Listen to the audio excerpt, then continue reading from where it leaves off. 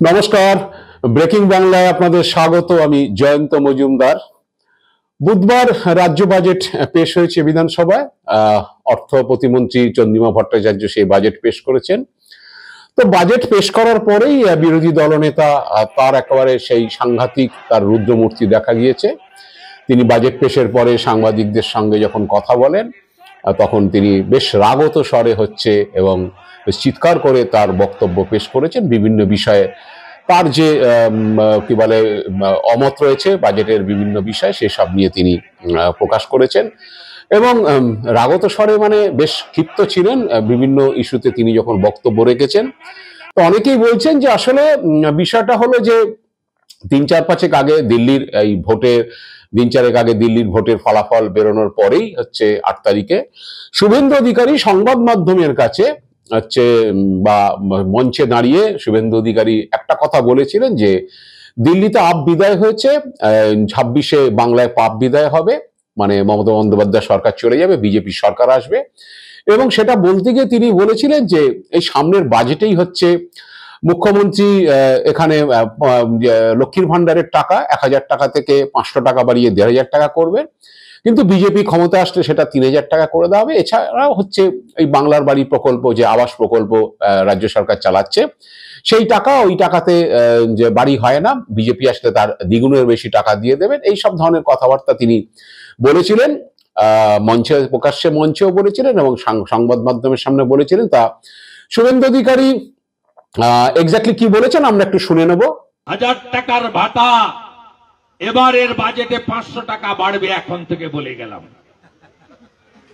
1500 হবে, আমরা এলেই 3000 দেব।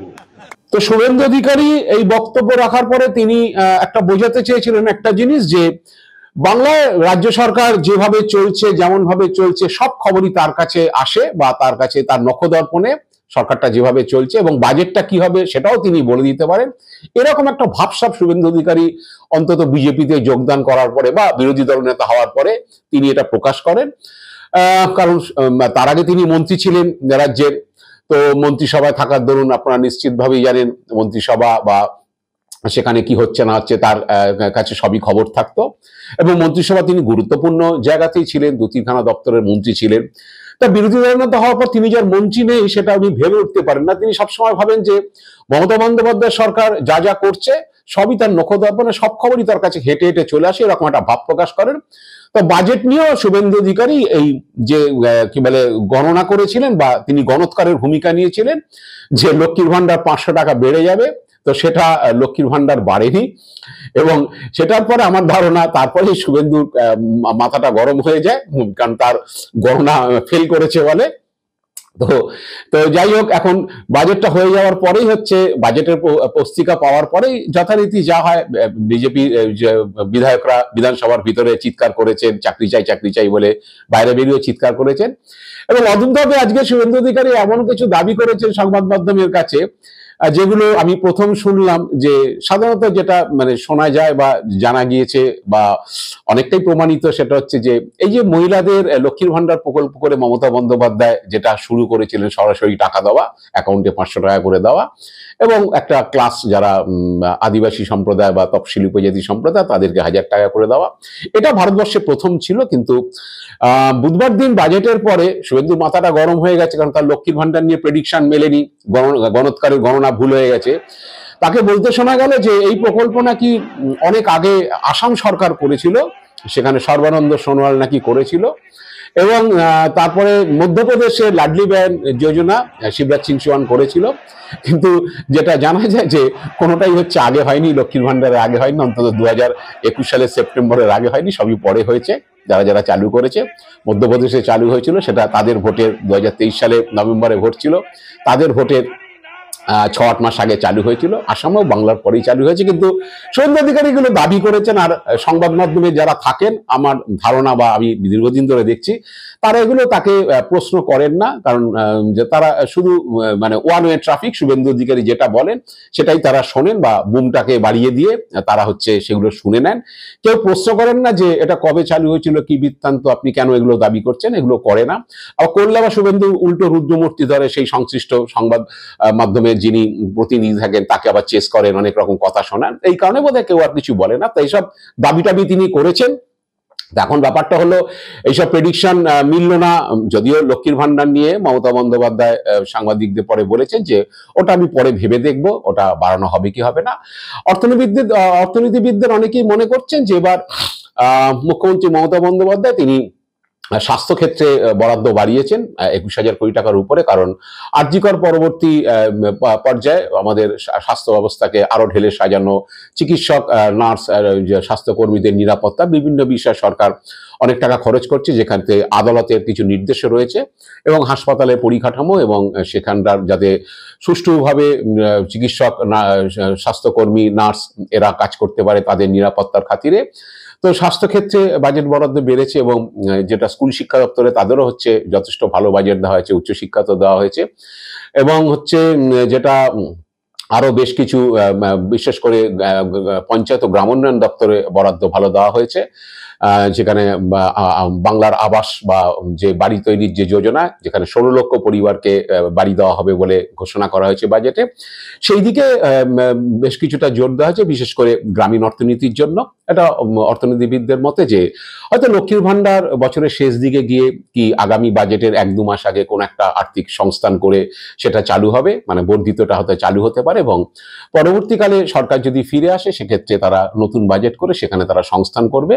সেখানে হয়তো মুখ্যমন্ত্রী বলেছেন যে মমতা লক্ষ্মীর ভান্ডার নিয়ে আমরা পরে ভেবে দেখব তার অর্থ বাড়ানো যায় কিনা, কারণ এখন 2,21,00,000 মহিলাকে লক্ষ্মীর ভান্ডার দেওয়া হয় রাজ্যে, এবং সেটা একটা বিরাট সরকারের উপর আর্থিক চাপ।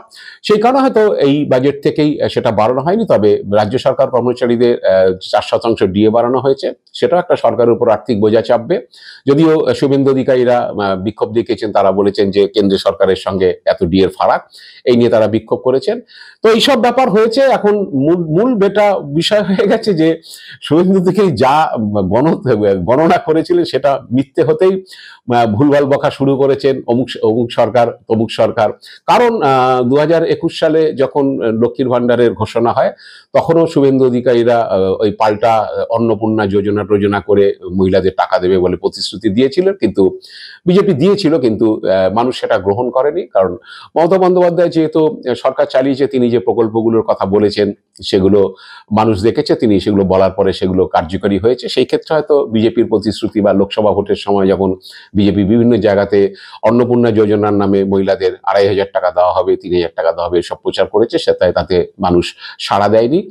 তো এখন শুভেন্দুর একটা আতঙ্ক ছিল যে হয়তো লক্ষ্মীর ভান্ডারে টাকা আরো বাড়ানো হবে, এবং তারপরে তারা ওই মহিলাদের 3,000 টাকা করে দেবে, আবাস যোজনা বেশি টাকা দেবে, এইসব হয়তো প্রতিশ্রুতি দেওয়ার কথা।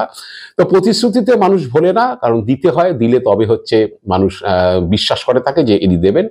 তবে যাই হোক, এখন এটা আপাতত কয়েকদিন এটা শুভেন্দু অধিকারী চলবে, কিন্তু আজকে তার মূর্তি দেখলাম, তিনি যেভাবে রিয়াক্ট করেছেন বিভিন্ন বিষয়ে, এবং লক্ষ্মীর ভান্ডার সংক্রান্ত বা মহিলাদের বিভিন্ন যোজনায় টাকা দেওয়া সংক্রান্ত বিষয়ে তিনি যেসব তথ্য দিয়েছেন তাতে খুবই অবাক হয়েছি। উনি কোথা থেকে পেয়েছেন যাই না, কারণ বিজেপির কেন্দ্রীয় নেতারা কোনোদিন এসব দাবি করেনি যে লক্ষ্মীর ভান্ডারের আগে বিজেপি শাসিত কোনো রাজ্যে মহিলাদের কোনো যোজনায় কোনো টাকা দেওয়ার বন্দোবস্ত ছিল। এবং তৃণমূল বারেবারই বলেছে যে লক্ষ্মীর ভান্ডারকে দেখেই হচ্ছে সব রাজ্যে কপি করছে বিজেপি। এবং একসময় প্রধানমন্ত্রী নরেন্দ্র মোদীও এই রেউড়ি বলতেন যে এই খয়রাতির পলিটিক্স বিরোধীরা করছে, আঞ্চলিক দলগুলো করছে, তিনি সেটাকে অপোজ করতেন, তিনি সেটা সমালোচনা করতেন। বিজেপি ধরনের করবে না, বিজেপি সার্বিক উন্নয়ন চায়, যাতে সবার উন্নতি হয়, সবার বিকাশ হয়, এইসবের কথা বলতেন। তো এখন সেই রেউড়িতেই ঢুকেছে বিজেপি, কারণ পরবর্তীকালে বাংলার পরে হচ্ছে আসামে, মধ্যপ্রদেশে, সম্প্রতি মহারাষ্ট্রে, দিল্লিতেও তারা দিয়েছেন সেই প্রতিশ্রুতি। 2100 টাকা ভাতা দিচ্ছিল মহিলাদের, বিজেপি বলেছে ক্ষমতা আসলে তারা 2,500 টাকা করে মহিলাদের দেবে, এবং বস্তিবাসীদের ফ্ল্যাটের চাবি তুলে দেবে, যেসব ঝুপড়িবাসী রয়েছে। তো এইসব প্রতিশ্রুতিতে এখন বিজেপি চলছে, কোনো জায়গায় সফল হচ্ছে, কোনো জায়গায় হচ্ছে না। যাই হোক, এখন সামনে এখন মমতা বন্দ্যোপাধ্যায় একটা সাসপেন্স করে রেখেছেন যে লক্ষ্মীর ভান্ডারে কি হবে, আগামী দিনে বাড়বে কি বাড়বে না, নাকি এটাই কন্টিনিউ করবে, নাকি তিনি ভোটের আগে 21-এও কিন্তু তিনি টাকা চালু করেননি, তিনি ভোটের আগে প্রতিশ্রুতি দিয়েছিলেন তিনি ক্ষমতায় আসলে লক্ষ্মীর ভান্ডার নামক একটা প্রকল্প চালু করে মহিলাদের সরাসরি অ্যাকাউন্টে 500 টাকা করে দেবেন। মানুষ এই প্রতিশ্রুতিতে বিশ্বাস করেছিল বলে তাকে নিশ্চিতভাবেই তার পক্ষে সমর্থন দিয়েছিলেন মহিলারা। তো তারপরে তিনি ক্ষমতায় এসে চালু করেছিলেন 3 মাসের মধ্যেই। তো এটা সামনের দিনে লক্ষ্মীর ভাণ্ডারের প্রকল্পের বিষয়ে আরো টাকা বাড়ানো হবে সেই প্রতিশ্রুতি দেবেন না সরাসরি ভোটের কয়েক মাস আগে তিনি সেটা বাড়িয়ে দেবেন, সেটা একটা যে কি বলে সাসপেন্স রয়েই গেল। শুভেন্দুদের সেই সাসপেন্স পর্যন্ত অপেক্ষা করতে হবে, তারপরে শুভেন্দুরা বলবেন যে তারা ক্ষমতা আসলে কত টাকা দেবেন। যাই হোক, আজকের মতো শুভেন্দুর গণনা ফেল করেছে, সেই কারণে হয়তো মাথা গরম বা রেগে আগুন হয়ে গেছেন। জানি না ভবিষ্যতে তার মাথা ঠান্ডা হবে কিনা। আজ এ পর্যন্তই। আপনারা ভালো থাকবেন, সুস্থ থাকবেন। নমস্কার।